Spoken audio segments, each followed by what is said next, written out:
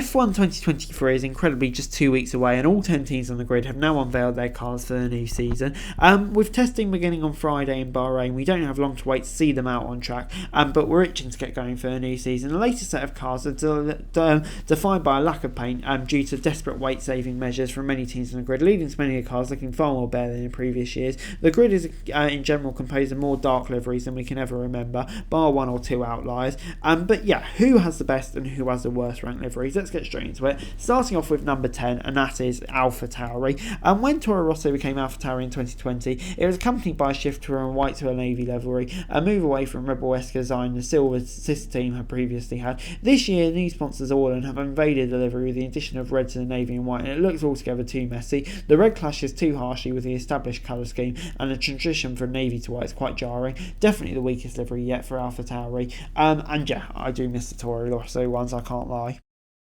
At number 9, we've got Williams. Nothing particularly wrong with it, but it's just slightly jumbled look to the blue chevrons and triangles cutting their way across the livery from a team who had some very clean designs down the year. Extra brownie points though for the Duracell sponsor on the Royal Hope battery being made to actually look like a battery, unlike last year. Whether that will stay or not with weight saving measures, but who knows, but it looks nice at the moment. At number 8 is Aston Martin. Here seems like an apt place for some memes where corporate pictures, are they the same, are they different, you know what I mean? It's a rehash of last year's car, not necessarily a bad thing. The teal green looks like a clean design. Nonetheless, just like the next name in the list, it's hard to give too many brownie points for basically the same livery. But yeah, I mean, it looks fine, I suppose. And as you might have guessed, number 7 is Red Bull. Yeah, it's the same thing. Other than the addition of the Oracle sponsor on the side pods for 2022, there's been minimal change to the livery since Max Verstappen's first season in 2016. And it's a pretty damn good look. You can't lie. The matte navy finish on the car makes it look like a meme machine. There's only so much we can praise it though,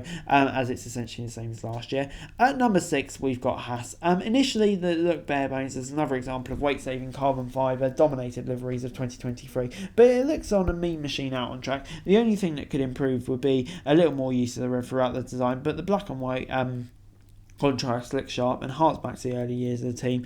And yeah, I'm looking forward to seeing the car out on track this year. At number 5 is McLaren. An improvement on last year's livery, but still nowhere near 2020 and 2021.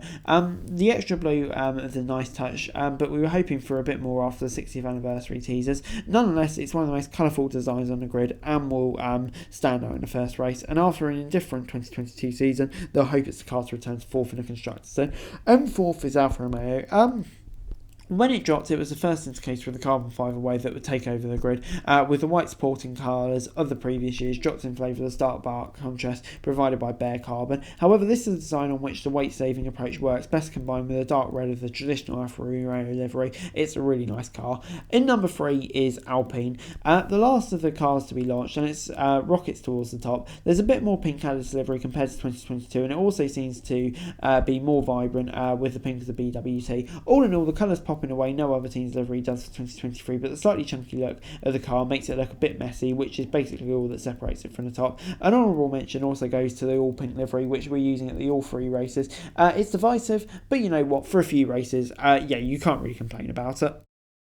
In second, we've gone for Ferrari. Perhaps the only team to add colour to their livery. Ferrari have gone for a brighter and more vibrant red design than last year, and the results are stunning. There's not too much to this livery, but the black and white rear wing seals the deal on what looks like one of the best Ferraris in recent years. Excellent work.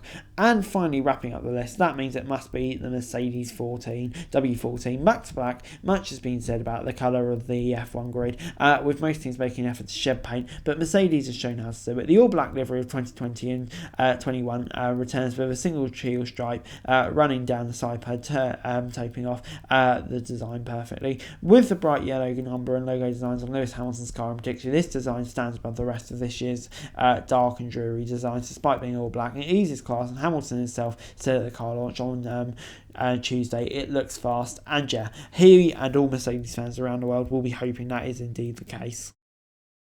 But anyway guys, that's it for the video. Thanks so much for watching. If you like, share, subscribe, don't forget to comment down below, follow the show for daily for F1 news, and subscribe to my channel, that'd be greatly appreciated. Thanks very much for watching. Peace.